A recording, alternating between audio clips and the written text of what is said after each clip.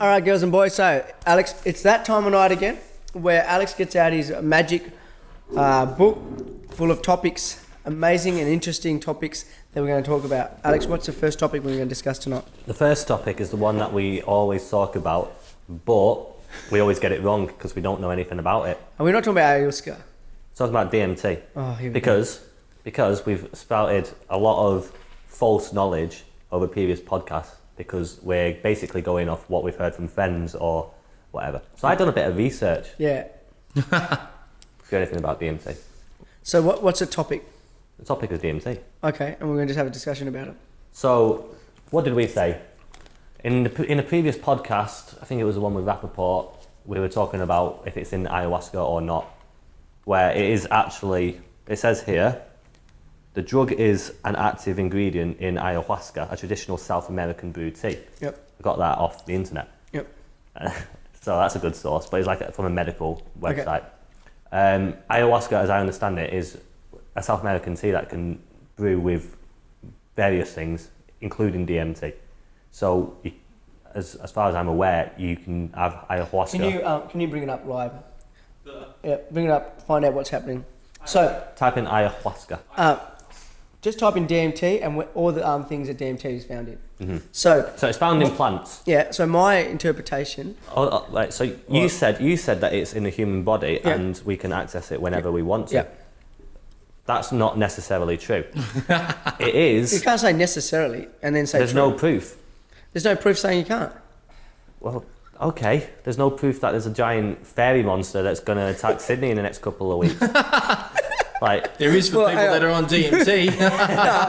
That's actually can prove that because if we say right now and then we'll be in like 3 weeks' time, boom. This medical website. It's going to be shut off time. This medical website. I'm on a shut off time. This medical website said that it's found mostly in plants, but can be found in mammals' brains, or it is found in mammals' brains as well. So it's found in our brains, but it's not like we can access it on whim and use it. Well, I never said on a whim. The statement that I made, ladies and gentlemen, right, is that I feel that through the power of meditation, that we can extract any forms of. That's on a whim.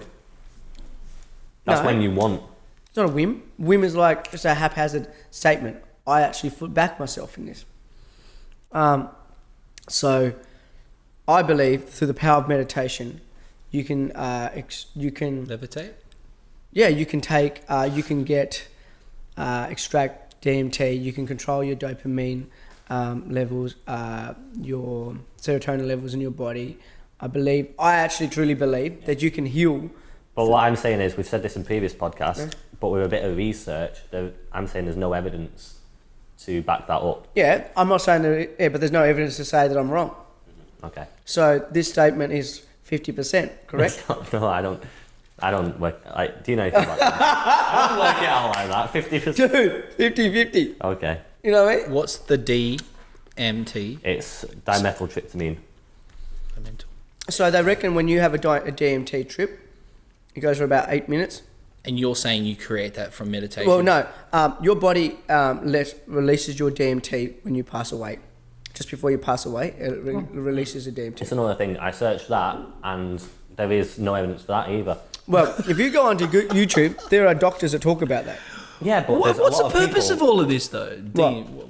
What does the DMT do for you? It's so like, it teaches you to meet. People take it. It's a naturally occurring substance that creates hallucinogenic effects, and it's used in. It's been used in religion.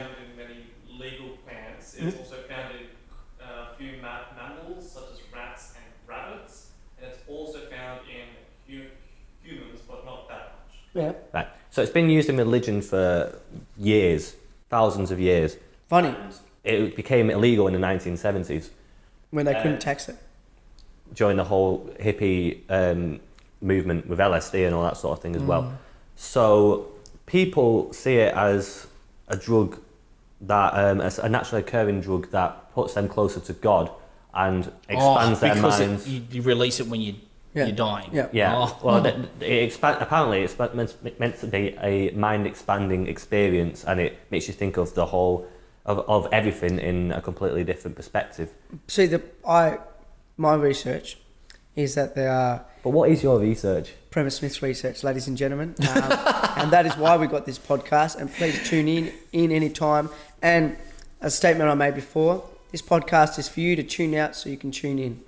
At the Fresh Prince of Tasmania.